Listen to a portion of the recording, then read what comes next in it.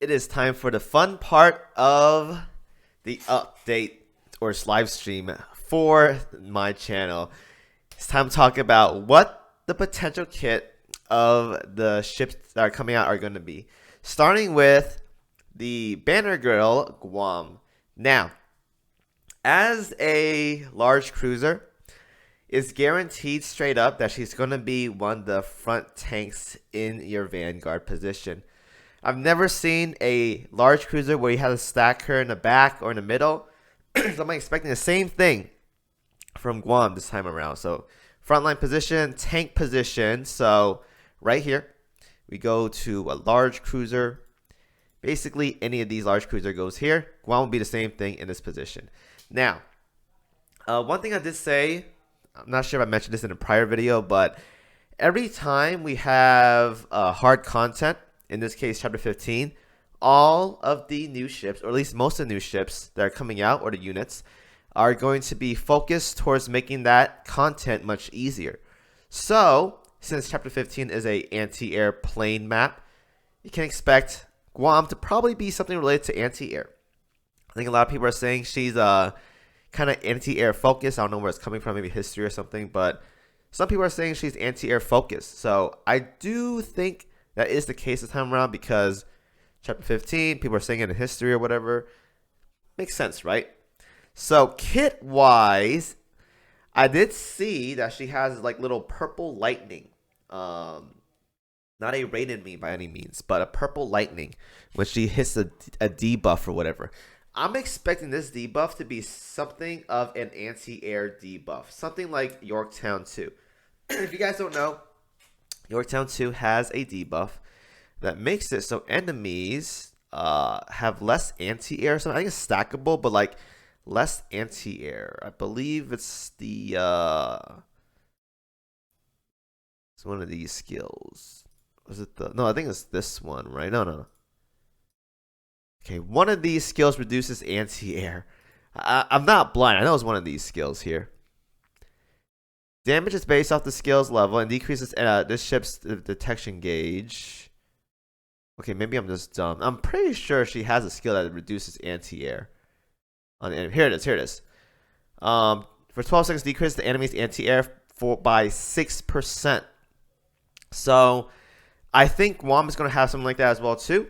And I was going to stack with Yorktown 2. Therefore, I do think Yorktown 2 is going to work very, very well with Guam. Go figure, right? I think Yorktown 2 is like the core ship nowadays when you want to run like USS related things. So, yeah.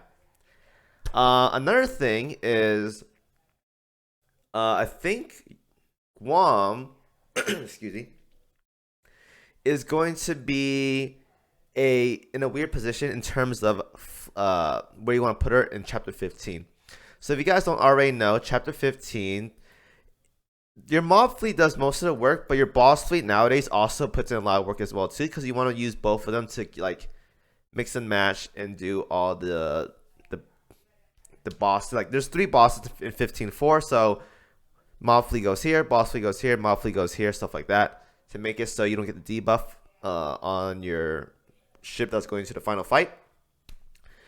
The issue is that Brest as of right now is a very, very good position for a chapter 15 mob fleet. So I'm gonna make one as a sample for you guys, but let's use this one for example. So a normal mob fleet would be like, let's say Brest, I don't know, let's say some of you guys use San Diego, and then some other kind of like flex slot as a where the freak is it? Okay. I lost it for a second. And like some kind of a Vanguard, like you're probably gonna need like submarine clear or something like that. So let's say like a DD, I don't know, like Kazaguma or something. Here's just an example of a mob fleet that you could use for chapter 15.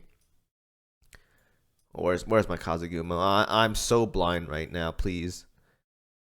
There she is. Okay. So let's say something like this. Now here, if we want to use, say, Guam, you're thinking, all right, let's replace Brest, right? Now here's the thing. Is Guam going to have any kind of heals for the team? One of the big things about using Brest is that her heals are absolutely amazing for chapter 15. That's reason why a lot of people are using her, is because she helps your Vanguard sustain a lot. A lot of heals. It's basically like 16, 13, 16% of the heals per fight because she heals herself and she heals the lowest Vanguard as well too. Very, very good heals. So if we replace Breast with Guam, we lose the heal, but we get more anti-air, right? Now, in this position, if you want to kick out Kazugumo, then you have no like submarine clears, right? So that's kind of bad. You kick out San Diego, well, you don't have strong anti-air from the Vanguards anymore. So you basically have to kick out Breast if you want to use like a mob fleet or whatever. Or if you guys don't have Breast available or maxed out, you can use Guam instead. But a lot of people do have Guam Breast maxed out if they are doing Chapter 15. So the issue becomes, where would you want to put her for this position? So I think she's going to be in the boss fleet, because the boss fleet, basically you have like no position here, right? Like you have a tank, you have an anti-air, and you probably have Plymouth there in your boss fleet. I think most people are running that setup where you want to have Plymouth in your boss fleet. So I do think if we were to use Guam in a situation for Chapter 15, you want to put her in the Vanguard position tank on your boss fleet, not your mob fleet, your boss fleet. We're going to have to see what her kit actually does when the data mines and the kit comes out release. But I do think she's going to be in a Chapter 15 boss fleet. Otherwise, though, if she fits in the mob fleet, that is absolutely great because she's going to be very, very good there. Now, another thing is that if we ever get into the position where Manju, for the love of God, wants to update Operation Siren and add more Arbiters in there, she's going to be very, very good, if not best in slot, against Arbiters that are carriers. I do think if you have stuff like Yorktown 2 and Guam, and if her debuff is anti-air related, you have both of them together, you shred down that carrier's anti-air, you're just going to blow it up with just your own carriers. It's going to be very, very good in this situation. And Guam is going to be very good against the anti-air planes as well too. So I think she's going to be very, very good. As of right now, I think the only Arbiter that is a carrier is Hierophant. So again, if they want to update OS, Hierophant, Guam is going to be very, very good there. So that's what I believe.